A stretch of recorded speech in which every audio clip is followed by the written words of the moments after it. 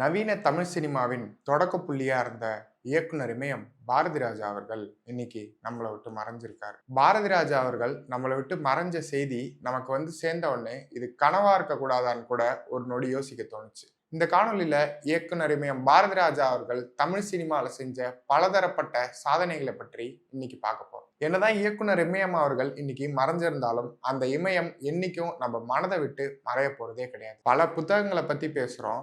ஆனா பாரதி ராஜா அவர்கள் தமிழ் சினிமாவுடைய ஒரு மிகப்பெரிய பொக்கிஷம். அவரை பத்தி கட்டாயம் இன்னைக்கு பேசியே ஆகணும்னு தான் இந்த காணொலியை பண்றேன். சினிமா அப்படிங்கிற கலை பறவை செட்டுகளுக்குள்ளேயே சுற்றி கொண்டிருந்த காலகட்டம் அது.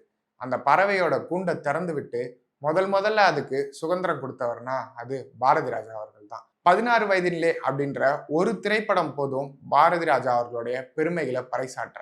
அது இல்லாமலும் அவரு பல திரைப்படங்கள் பண்ணியிருக்கலாம். ஆனா 16 வயதிலே தமிழ் சினிமால ஏற்படுத்தின தாக்கம்ன்றது இன்னைய வரைக்கும் எந்த படத்தாலையும் முறியடிக்க முடியாத ஒரு தாக்கம். கிராமத்து மண் வாசனைய மண்மனம் மாறாம திரையில அப்படியே கொட்டி தீர்த்த அந்த உணர்ச்சி பிழம்பா 16 வயதிலே படம்ன்றது உருவாயிருந்தது. 1941 தேனி மாவட்டத்துல உள்ள அல்லி நகரம் அப்படின்ற ஒரு ஊர்ல பெரிய மாயத்தேவர் கருத்தம்மா அப்படின்ற தம்பதிக்கு 5வது மகனா சின்னசாமி அப்படின்ற இயற்பெயரோட பிறந்தவர் தான் இயக்குனர் இமயம் பாரதி ராஜா. ஆரம்ப காலகட்டங்கள்ல அவர் வாழ்க்கைக்காக சுகாதார ஆய்வாளர்ன்ற அரசு பணியை தேர்ந்தெடுத்திருந்தாலும் கலை மீது உள்ள ஆர்வம் அவரை விட்டு வைக்கல. அந்த ஆர்வம் அவரை சென்னையை நோக்கி வர வச்சது. ஊர் சிரிக்கிறது, சும்மா ஒரு கதை போன்ற நாடகங்களை அவங்க ஊர் திருவிழா மேடை நாடகங்கள்ல அரங்கேற்றி இருக்காரு பாரதி ராஜா அவர்கள். முதல்ல பாரதி ராஜாவுக்கு இருக்கிற திரைத்துறை ஆசையை தூண்டுனது யார் தெரியுமா? அவரோட தமிழ் ஆசிரியர் தான். அவரோட தமிழ் வாத்தியார் ஒரு வாட்டி அவர் பள்ளியில படிச்சுட்டு இருக்கிறப்போ பாடங்களை வாசிச்சு காமிக்க சொன்னப்போ அதை பராசக்தி படத்துல வர வசனத்தோட நடையில வாசிச்சு காமிச்சாரு. அதை பார்த்த பாரதி ராஜா அவர்களின் தமிழ் ஆசிரியர், நீ மிகப்பெரிய சினிமா கலைஞனா வருவேன்னு சொல்லி அப்பவே அவரோட தமிழ் ஆசிரியர் மிகச்சரியா கணிச்சிருக்காரு. அதுக்கேத்த மாதிரி தமிழ் சினிமாவின் இயக்குனர் இமயமா வளர்ந்து நின்னாரு பாரதி ராஜா அவர்கள். பாரதி ராஜா அவர்கள் சென்னைக்கு வர்றதுக்கு முன்னாடி சுகாதார ஆய்வாளரா இருந்தப்போ அவர் முதல்ல டிப்டாப்பா போய் இறங்கின இடம் இசையின் பிறப்பிடம். புரியலையா? பண்ணைப்புறம். இளையராஜாவின் சொந்த ஊரான பண்ணைப்புறத்துல தான் சுகாதார ஆய்வாளரா டிப்டாப்பா போய் இறங்கினாரு பாரதி ராஜா அவர்கள். அங்கதான் இளையராஜாக்கும் பாரதி ராஜா அவர்களுக்குமான நட்பு அப்படின்றது ஆரம்பிச்சது.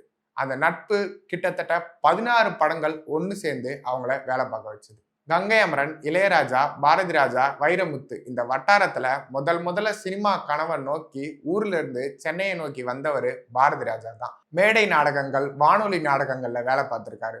ஒரு சில நாட்கள்ல பெட்ரோல் பங்குகள்லயும் வேலை பார்த்திருக்காரு. பாரதி ராஜா அவர்கள் அவர் சினிமா அறிவை பல மொழியை சேர்ந்த பல இயக்குநர்கள் கிட்ட பயிற்சி பட்டறையில சேர்ந்து கூர்த்திட்டு இருக்காரு. உதாரணத்துக்கு ஜெகநாதன், கிருஷ்ணன் நாயர், புள்ளையா, புட்டண்ணா கனகல் போன்ற பல மொழியை சார்ந்த இயக்குநர்கள்ட்ட வேலை பார்த்து பாரதி ராஜா அவர்களோட சினிமா அறிவை பட்டையா கூர்த்திட்டி சினிமாக்குள்ள நுழைஞ்சாரு. 1977 பாரதி ராஜா அவர்கள் வாழ்க்கையும் தமிழ் சினிமாவின் தலையெழுத்தும் மாறிய ஆண்டு அது. 16 வயதிலே அப்படின்ற ஒரு மாபெரும் காவியம் வெளியாச்சு. அந்த திரைப்படம் தமிழ் திரைத்துறையே ஒரு புதிய கட்ட பாய்ச்சலுக்கு கொண்டு போச்சு. 16 வயதிலே திரைப்படம் வெளியாகிறதுக்கு முன்னாடி வரைக்கும் கொஞ்சம் அந்நியமாவே இருந்த சினிமா 16 வயதிலேக்கு அப்புறம் மக்களோட ரொம்ப நெருங்கி வர ஆரம்பிச்சுது. திரையில தோன்ற ஒரு கதாபாத்திரத்தையும் தானா நினைச்சுக்கிட்டு மக்கள் திரைப்படங்களை பார்க்க ஆரம்பிச்சாங்க. அந்த அளவுக்கு வேரூன்றி கலாச்சாரத்தையும் மண் வாசத்தையும் திரையில அள்ளி தெளிச்சிருந்தாரு பாரதி ராஜா அவர்கள். ஆனந்த விகடன் இருக்கிறதுலேயே அதிகபட்ச மதிப்பெண் கொடுத்த திரைப்படம்னா அது 16 வயதிலே படம் தான். என்னதான் அன்னக்கிளி திரைப்படத்துல இசையமைப்பாளரா இளையராஜா அறிமுகமாக இருந்தாலும் ஒரு பாடகரா அறிமுகமானது 16 வயதிலே படத்துல தான். அதே மாதிரி முதல்ல ஆர்பா கலர் அப்படின்ற ஒரு கலர் தொழில்நுட்பத்தை ஏவிஎம் உதவி மூலயமா அந்த திரைப்படத்துல பயன்படுத்தி இருந்தாங்க. ஆரம்பத்துல மயிலு அப்படின்ற தலைப்புல ஒரு பிலிம் பெஸ்டிவலுக்காக பிளாக் அண்ட் ஒயிட்ல தான் 16 வயதிலே திரைப்படம் எடுக்கப்படுறதா இருந்தது. சில காரணங்களால அது நடக்காததால 16 வயதிலே அப்படின்ற ஒரு காப்பியம் நமக்கு கலர்ல கிடைச்சது. பாரதி ராஜா மூலயமா திரைத்துறைக்கு வந்த இயக்குநர்கள் ஒவ்வொருத்தரும் அவங்க பாணியில ஒரு தனி முத்திரையை பதிச்சிருக்காங்க. பாக்யராஜ், மணிவண்ணன், மனோபாலா அவர்கள்லாம் பாரதி ராஜா அவர்கள்ட்ட உதவி இயக்குனரா இருந்து தமிழ் சினிமாவுக்கு வந்து தரம் பதிச்சவங்க தான். 16 வயதிலே படத்துக்கு முன்னாடி வரைக்கும் எலைட்டான ஒரு ஸ்டைலிஷான லவ்வர் பாயா இருந்த கமலஹாசன் சப்பானி அப்படின்ற ஒரு கதாபாத்திரத்துல தோன்றி கமலஹாசன் நடிப்போட வேற ஒரு பரிமாணத்தை மக்கள் கிட்ட காட்டின திரைப்படம்னா அது 16 வயதிலே தான். கிழக்கே போகும் ரயில் அப்படின்ற ஒரு திரைப்படத்தை எடுத்து காதல் காவியத்தை திரையில அள்ளி தெளிச்சாரு பாரதி ராஜா அவர்கள். அந்த திரைப்படத்துல தான் ராதிகா அவர்களை நடிகையா அறிமுகப்படுத்தி இருந்தாரு. பாரதி ராஜானா கிராமம் சார்ந்த படங்கள் தான் எடுப்பாரு, கிராமத்தை தான் பயங்கரமா காட்டுவாரு, கிராமத்தோட விஷுவல்ஸ் தான் நல்லா இருக்கும் அப்படின்ற ஒரு முணுமுணுப்பு எழ ஆரம்பிச்சது. அந்த முணுமுணுப்பு எழ ஆரம்பிச்சு அடங்கறதுக்குள்ள சிகப்பு ரோஜாக்கள் அப்படின்ற ஒரு கல்ட் கிளாசிக் திரைப்படத்தை தமிழ் சினிமாவுக்கு கொடுத்தாரு பாரதி ராஜா அவர்கள். கிராமம் சார்ந்த விஷுவல்ஸ் தான் ஒரு படத்துல நல்லா இருக்கும் அப்படின்னு எல்லாரும் பேசிட்டு இருந்த டைம்ல சென்னையை அந்த படத்துல அவ்வளோ அழகா காட்சிப்படுத்தியிருப்பாரு பாரதி ராஜா. புதிய வார்ப்புகள் திரைப்படத்துல தான் அவரோட உதவி இயக்குனரான பாக்யராஜா அவர்களை கதாநாயகனா அறிமுகப்படுத்துறாரு பாரதி ராஜா அவர்கள். கிட்டத்தட்ட 2000ஆம் ஆண்டு எடுக்கப்பட்ட அமெரிக்கன் சைக்கோ அப்படின்ற திரைப்படத்தை 1978லயே தமிழ் திரையில காமிச்சவரு பாரதி ராஜா அவர்கள். 16 வயதிலே திரைப்படத்துல கமல் அவர்களை சப்பானின்ற கேரக்டர்ல காமிச்சதுக்கு பரிகாரமாவே இந்த படத்தை பயங்கர ஸ்டைலிஷா கமல் அவர்களை காமிச்சிருப்பாரு. 16 வயதிலே கிழக்கே போகும் ரயில், சிகப்பு ரோஜாக்கள், புதிய வார்ப்புகள், நிறம் மாறாத பூக்கள்னு தொடர்ந்து 5 திரைப்படங்களை ஒரு மாபெரும் வெற்றி படமா மாத்தி காமிச்சாரு. அதன் பிறகு வெளியான நிழல்கள் திரைப்படம் 2 மாநில விருதை பெற்றுச்சு. அந்த திரைப்படம் மூலமா தான் நிழல்கள் ரவி அப்படின்ற ஒரு நல்ல நடிகர் தமிழ் சினிமாக்கு கிடைச்சாரு. கிட்டத்தட்ட 100-150 பேர் கொண்ட படக்குழுவை கூப்பிட்டுக்கிட்டு கதாநாயகியை முடிவு பண்ணாமலே படப்பிடிப்பு கிளம்பினாரு பாரதி ராஜா அவர்கள். மதுரை மீனாட்சி அம்மன் கோயில் வாசல்ல வளையல் வித்துட்டு இருந்த பாண்டிக்கண்ணு அப்படின்ற ஒரு நபரை கூப்பிட்டு, நீதான் என் திரைப்படத்தோட கதாநாயகன்னு அவரை கதாநாயகனா மாத்தி மண்வாசனை திரைப்படத்தை எடுத்தாரு பாரதி ராஜா அவர்கள். கதாநாயகனை மட்டும் இல்லாம கதாநாயகியான ஆஷா நாயர் அப்படின்றவங்களை ரேவதி அப்படின்ற பெயர் சூட்டி மண்வாசனை திரைப்படத்துல அறிமுகப்படுத்தினாரு பாரதி ராஜா அவர்கள். வழக்கம் போல பேர்ல மட்டும் மண்வாசனை இல்லாம திரையில தோன்றின அந்த படத்தோட மண்வாசனையில மக்கள் மயங்கி மண்வாசனை திரைப்படம் இயக்குனர் இமயத்தோட மகுடத்துல ஒரு மைல்கல்லா அமைஞ்ச படம். பாரதி ராஜா அவர்களோட ஒரு திரைப்படம் நம்பிக்கையே இல்லாம தொடங்கப்பட்டு ஒரு மெகா பிளாக் பஸ்டர் ஆச்சுன்னு சொன்னா உங்களால் நம்ப முடியுமா? அந்த படம் தான் முதல் மரியாதை. அந்த படம் தொடங்கப்பட்டப்ப அந்த படத்தோட இசையமைப்பாளரான இளையராஜாக்கும் சரி, படத்தோட கதாநாயகனான சிவாஜி கணேசனுக்கும் சரி ஆரம்பத்துல அந்த கதை மேல பெருசா நம்பிக்கை இல்லை. ஆனா பாரதி ராஜா அவர்கள் சொல்றாரு அப்படின்ற ஒரே காரணத்துக்காக அந்த படத்துல நடிக்க ஒத்துக்கிட்டாரு சிவாஜி கணேசன். அந்த படம் நடிச்சு முடிச்சு வெளியான பிறகு சிவாஜி கணேசனால இதுக்கு அப்புறமும் நடிப்புல வேற ஏதாவது வேரியேஷனை காட்ட முடியுமான்ற அளவுக்கு மிகப்பெரிய வெற்றி திரைப்படமா அமைஞ்சது. முதல் மரியாதை படத்துக்கு ஒரு மிகப்பெரிய சிறப்பு இருக்கு.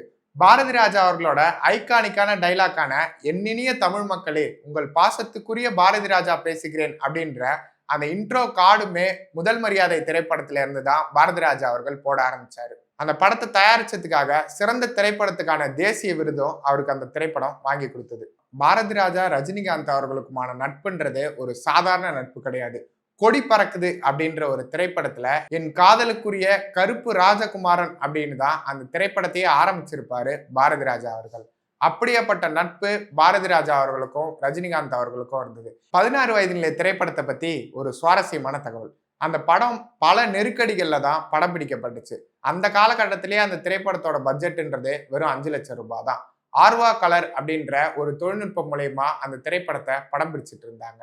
பிலிம் கேன் தீந்து போனதால கேன் தீந்து போச்சுன்னு படப்பிடிப்பை ரத்து பண்ணிட்டா திரும்பி எல்லாரையும் ஒருங்கிணைச்சு படம் பிடிக்க முடியாது அப்படின்னு நினைச்ச பாரதி ராஜா அவர்கள் பிலிம் கேன் வர வரைக்கும் பிலிம் கேனே இல்லாம நடிகர்களை நடிக்க வச்சு படப்பிடிப்பை எடுத்துட்டு இருந்தாரு. அப்படியே பாரதி ராஜா அவர்கள் படப்பிடிப்பை எடுத்துட்டு இருக்கும்போது ஸ்ரீதேவி கிட்ட நடிச்சிட்டு இருந்த கமலஹாசன் கூப்பிட்டு பாரதி ராஜா பிலிம் ரோலே இல்லாம படம் பிடிக்கிறாரு அப்படின்னு சொல்லியிருக்காங்க. அதை கேட்ட ஸ்ரீதேவி பயங்கர அதிர்ச்சியாய் என்ன சொல்றீங்க அப்படின்னு கேட்டப்போ, பிலிம் ரோலே இல்லாம இத்தனை நாள் நம்மள இவர் நடிக்க வைக்கிறாருன்னா இவர் மிகப்பெரிய ஆளா வருவாருன்னு கேமரா முன்னாடி இருந்த கமல் அவர்கள் அன்னைக்கு ஸ்ரீதேவி கிட்ட சொல்லியிருக்காரு. இந்த விஷயத்த பல மேடைகள்ல கமலஹாசன் அவர்களும் பாரதி ராஜா அவர்களும் பகிர்ந்திருக்காங்க. பாரதி ராஜா இளையராஜா நட்பு 16 வயது நிலையில தொடங்கி கிட்டத்தட்ட 16 படம் 2 பேரும் ஒன்னா வேலை செஞ்சிருக்காங்க. இன்னைக்குன்னு இல்ல, என்னைக்குமே அந்த படத்துல வந்த பாடல்களோ இசையோ வரிகளோ நம்ம மனதை விட்டு நீங்காது. உடலுக்கு உயிர் இருக்கிற மாதிரி பாரதி ராஜா அவர்களின் படத்துக்கு இளையராஜா அவர்களின் இசை அமைஞ்சிருக்கு. அதுக்கப்புறம் ஒரு சில காரணங்களால இளையராஜா பாரதி ராஜா இணைஞ்சு திரைப்படங்கள் பண்ண முடியாம போச்சு. அப்படி அவங்க ஒண்ணு சேராம இருந்தது அவங்களுக்கு நஷ்டமோ இல்லையோ தெரியாது. பார்க்குற ரசிகர்களான நமக்கு அது ஒரு மிகப்பெரிய நஷ்டமா அமைஞ்சுது. எம்ஜிஆர் அவர்கள் முதல்வர் ஆனதுக்கு அப்புறம் பாரதி ராஜா அவர்களை அழைச்சு கிராமப்புறங்களுக்கு என்ன மாதிரியான வசதி எல்லாம் செஞ்சு தரலாம்னு சொல்லி பாரதி ராஜா அவர்கள்ட்ட ஆலோசனை கேட்டிருக்காரு. அவருக்கு தெரிஞ்ச எல்லா விஷயங்களையும் ஆலோசனையா கொடுத்து பல நலத்திட்டங்கள் கிராமப்புறங்களுக்கு போய் சேர்றதுக்கு பாரதி ராஜா அவர்கள் ஒரு முக்கிய காரணமா இருந்திருக்காரு. தமிழ் சினிமாவின் நீண்ட கால கனவு படைப்பா இருந்த பொன்னியின் செல்வனை முதல்ல பாரதி ராஜா அவர்கள் தான் இயக்க வேண்டியதா இருந்தது. எம்ஜிஆர் பிக்சர்ஸ் சார்பில் எம்ஜிஆர் அவர்களே தயாரிச்சு பாரதி ராஜா அவர்களை பொன்னியின் செல்வன் நாவலை திரைப்படமா உருவாக்க திட்டமிட்டாங்க. ஒரு சில சந்தர்ப்ப சூழ்நிலை காரணமா அந்த திரைப்படம் அமையாமலே போயிடுச்சு. நம்ம எல்லாரும் இசை புயலா பார்த்த ஏ.ஆர். ரகுமான பாரதி ராஜா அவர்கள் மட்டும்தான் ஒரு நடிகரா பார்த்திருக்காரு. பாரதி ராஜா அவர்கள் திரைப்படத்துக்கு ஏ.ஆர். ரகுமான் இசை அப்படின்றது ஒரு மிகப்பெரிய பில்லராகவே அமைஞ்சிருக்குன்னு சொல்லலாம். அது வரைக்கும் வெஸ்டர்ன் ஸ்டைல்ல மியூசிக் போட்டுட்டு இருந்த ஏ.ஆர். ரகுமான் அவர்கள் பாரதி ராஜா அவர் திரைப்படத்துக்கு இசையமைக்க வராரு அப்படின்ன உடனே அவரு வெஸ்டர்ன் ஸ்டைல்ல போடுறவராச்சே. பாரதி ராஜா அவர்களோட திரைப்படம் கிராமம் சார்ந்த திரைப்படம், இந்த படத்துக்கு ஏ.ஆர். ரகுமான் இசை எப்படி ஒத்து வரும் அப்படின்ற பல கேள்விகள் எழுந்துச்சு. ஆனா அந்த கேள்விகளுக்கெல்லாம் முற்றுப்புள்ளி வச்சது பாரதி ராஜா ஏ.ஆர். ரகுமான் அப்படின்ற காம்போ. பல மெகா ஹிட் ஆல்பங்களை இந்த காம்போ தமிழ் சினிமாவுக்கு கொடுத்துருக்கு. ஆனா 2008 காலகட்டங்கள்ல சக்கரக்கட்டி அப்படின்ற ஒரு படத்தோட லான்ச்ல பாரதி ராஜா அவர்கள் இனிமே ஏ.ஆர். ரகுமானை நான் பார்க்க வந்தா பாட்டுக்காக வரமாட்டேன், என் படத்துல நீங்க நடிக்கணும் அப்படின்னு சொல்லியிருப்பாரு. ஆனா கடைசி வரைக்கும் அதுக்கான சரியான சூழல் அமையாமலே போயிடுச்சு. பாரதி ராஜா அவர்களை நம்ம தமிழ் மண்ணின் மைந்தன், மண் வாசனைக்குரிய மகன் அப்படின்னு பார்த்தாலும் அவருடைய முதல் தேசிய விருது அலைகள் ஓய்வதில்லை படத்தோட தெலுங்கு ரீமேக்காக தான் அவருக்கு கிடைச்சது. அது வரைக்கும் சிலுக்கு சுமிதாவை தமிழ் திரையுலகம் கவர்ச்சிக்கான நடிகையா மட்டுமே பார்த்துட்டு இருந்தது. அதை உடைச்சவரு இயக்குனர் இமயம் பாரதி ராஜா அவர்கள். பாரதி ராஜா அவர்கள் எடுத்த அலைகள் ஓய்வதில்லை திரைப்படத்துல சிலுக் சுமிதா அவர்களை ஒரு மிகச்சிறந்த நடிகையா காமிச்சிருப்பாரு பாரதி ராஜா அவர்கள். சிலுக் சுமிதானா கிளாமர் மட்டும் இல்ல, அவங்களால பயங்கரமா பெர்ஃபார்மும் பண்ண முடியும்ன்றத பாரதி ராஜா அவர்கள் அந்த படத்துல நிரூபிச்சிருப்பாரு. பாரதி ராஜா அவர்களோட திரைப்படத்துல நடிக்கிற எல்லா நடிகைகளோட பேரும் ஆர்ல தான் ஆரம்பிக்கும். ராதிகா, ரதி, ரேவதி, ராதா அப்படின்னு ஆர்லயே ஆரம்பிச்சிட்டு இருந்த காலகட்டத்துல அந்த ஆர் சென்டிமெண்ட்டை முறியடிச்ச நடிகை யாருன்னு தெரியுமா? புதுநெல்லு புதுநாத்து அப்படின்ற பாரதி ராஜா அவரின் திரைப்படத்துல அறிமுகமான சுகன்யா அவர்கள் தான். ஆர்த்தி தேவி அப்படின்ற அவங்க பேரை சுகன்யா அப்படின்னு மாத்திக்கிட்டாங்க. அந்த ஆர் சென்டிமெண்ட்டையும் அவங்க தான் முறியடிச்சாங்க. தமிழ் சினிமாவுக்கு பல இயக்குனர்கள், நடிகர்கள், நடிகைகள், டெக்னீஷியன்னு பல பேரை பாரதி ராஜா அவர்கள் அறிமுகப்படுத்தியிருக்காரு. முதல்ல தமிழ் சினிமாவுடைய ஒரு ட்ரெண்ட் செட்டர் அப்படின்ற பேரும் பாரதி ராஜா அவர்களை தான் சேரும். பாரதி ராஜா அவர்கள் பல அர்ப்பணிப்புகளை தமிழ் சினிமாக்கு செஞ்சிருக்காரு. அவருடைய இறப்புன்றது ஒவ்வொரு ரசிகர்களுக்கும் ஆறாத வடுவாவே மனசுல இருக்கும். என்னதான் பாரதி ராஜா அவர்கள் இந்த மண்ணை விட்டு மறைஞ்சாலும் திரைப்படங்கள் மூலமா தொடர்ந்து நம்மோட தான் அவர் வாழ்ந்துட்டு இருக்க போறாரு. நன்றி.